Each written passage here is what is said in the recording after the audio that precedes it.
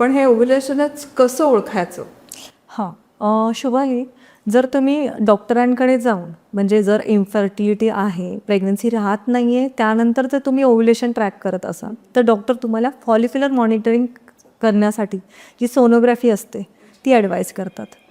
यामध्ये one time sonography नसते, alternate टायमिंगला एकच सोनोग्राफी डिवाईड करून केली जाते. जसं की डेली तुमची ओव्हम म्हणजे जी ओव्हरी आहे ती चेक केली जाते दोन्ही साईडची.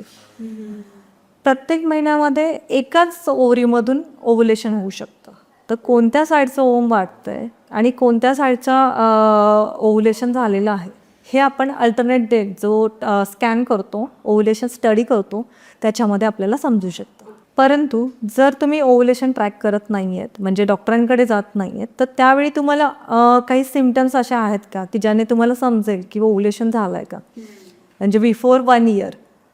तर अशा केसमध्ये तुम्ही जर PV डिस्चार्ज पाहिला म्हणजे पर वजायनल जो डिस्चार्ज येतो तो जर चेक केला तो एकदम स्लिपरी, स्टिकी किंवा अंड्याचा जो पांढरा बल्क असतो त्याप्रमाणे दिसतो. ठीक आहे. किंवा मग तुम्ही ओव्हुलेशनचे आता मार्केटमध्ये बरेचसे ओव्हुलेशन किट मिळतात, ते पण यूज करू शकता. पण त्यांची ॲक्युरसी थोडी कमी असते.